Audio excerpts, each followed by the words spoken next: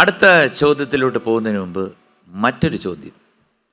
Cooking ഇഷ്ടമാണോ? ഭയങ്കര ഇഷ്ടമാണ്. സ്വന്തമായിട്ട് കുക്ക് ചെയ്യുമോ അതോ? സ്വന്തമായിട്ടാണ് കുക്ക് ചെയ്യണം. ഹസ്ബൻഡ് ഒന്നും സഹായിക്കില്ല? ഹസ്ബൻഡ് സഹായിക്കും. അരിഞ്ഞു തരും, എന്തെങ്കിലുമൊക്കെ സഹായിക്കും. ഏതിലാണ് ഏറ്റവും കൂടുതൽ? ഹസ്ബൻഡ് വന്ന് ഉദയനമ്പാടി. എനിക്കറിയാം. ഉദയനമ്പാടി എന്ന് പറയുന്നത് ഏറ്റവും വലിയ ക്യാമറാമാനാണ്. അതുകൂടെ പറയൂ.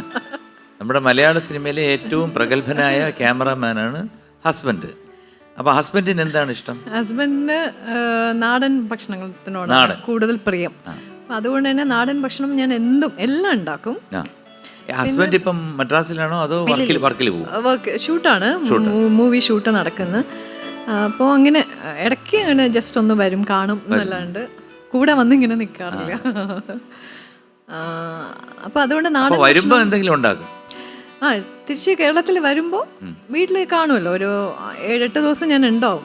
ഏതാണ് ഏറ്റവും അദ്ദേഹത്തിന് ഇഷ്ടപ്പെട്ട നാടനാണെന്ന് പറഞ്ഞു? അതിൽ എന്നാലും ഫിഷ് കറിയിൽ തന്നെ പലതും ഉണ്ടാക്കും. അങ്ങനെ നാടൻ ഭക്ഷണങ്ങൾ എന്തും എല്ലാം ഉണ്ടാക്കും. ഈ ഫിഷ് കറി എന്ന് പറഞ്ഞപ്പോ ഏത് ടൈപ്പ് വരാലാണോ ഇടുന്നത്? കാരണം വരാല് കഴിച്ചിട്ടേ ഇല്ല. വരാല് കഴിക്കണം.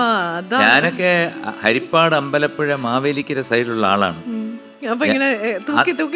അവിടെ നിൽക്കും. അല്ലാതെ തന്നെ ഞാൻ ഹരിപ്പാട്ട് താമസിച്ചുകൊണ്ടിരുന്നപ്പോൾ അവിടെ വലിയ കുളമുണ്ട്. ഈ കുളത്തിനകത്ത് വരാലുണ്ട്. ഈ വരാലെന്ന് പറഞ്ഞാൽ മഴ പെയ്തു കഴിഞ്ഞാൽ ഇവൻ വെളിയിലിറങ്ങും. വെളിയിലിറങ്ങിയിട്ട് നമ്മുടെ മുറ്റത്തൊക്കെ വന്ന് കിടക്കും. അത് പെട്ടെന്നൊന്നും ചാവത്തൊന്നുമില്ല. അത് മുറ്റത്ത് വന്ന് അവിടെ കിടക്കും. എന്നിട്ട് പിന്നെ അതിന് തിരിച്ചു പോകാൻ അറിഞ്ഞൂടാ. അപ്പൊ അതിനെ നിങ്ങൾ എടുക്കും? സംശയമുണ്ടോ? നമ്മൾ അതിനകത്ത് ഇറങ്ങി നമ്മൾ ചൂണ്ടയൊന്നും ഇടാറില്ല.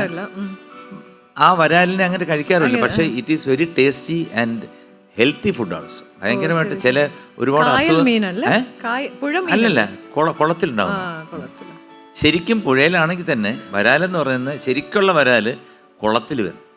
നമ്മുടെ വീട്ടിലുള്ള ആ ഏരിയയിലുള്ള വീട്ടിലുള്ള കുളത്തിലാണ് ഈ വരാല് വരുന്നത്. ബരാല് എന്നും പറയും. വരാല്. ഈ വരാലിന് ഒരു കുഴപ്പമുണ്ട്.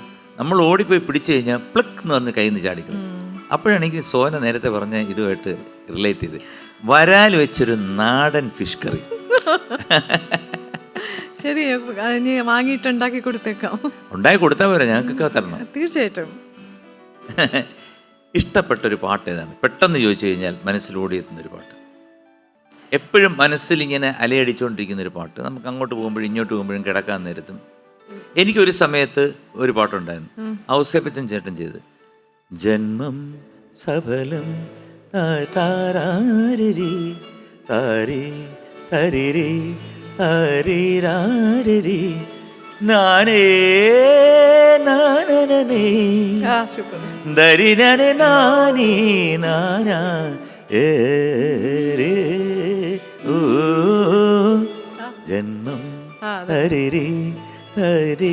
ഈ ഒരു പാട്ട് എപ്പോൾ ഞാൻ എന്ത് ചെയ്ത് കഴിഞ്ഞാലും എൻ്റെ മനസ്സിലോടിയെത്തും. ഞാനിപ്പോൾ എന്തെങ്കിലും ഒരെണ്ണം എഴുതാൻ തുടങ്ങുന്നാലും അത് ഇപ്പം കാറിൽ പോവുകയാണെങ്കിലും ഇങ്ങനെ പോകുമ്പോൾ നല്ല ഭംഗിയായിട്ടുള്ള ഒരു നല്ല സീനിക് ആയിട്ടുള്ള ഒരു പ്ലേസ് കണ്ടു കഴിഞ്ഞാൽ അങ്ങനെ വരും. അതുപോലൊരു പാട്ട് അതുപോലല്ല മനസ്സിൽ. രാജഹംസമേ ഭയങ്കര ഇഷ്ടമാണ്. അപ്പൊ അതിന്റെ ഒരു പല്ലവി ആകാമല്ലോ. രാജഹംസമേ മഴവിൽ കുടിലിൽ സ്നേഹദൂതുമാ വരുമോ സാഗരങ്ങളെ മറുവാക്കുമിണ്ടുമോ എവിടെ എൻ്റെ സ്നേഹഗായകൻ ഓ രാജഹംസമേ.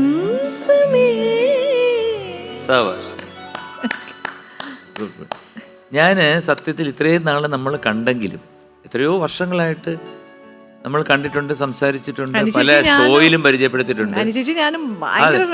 അതാണ് എൻ്റെ പേടി.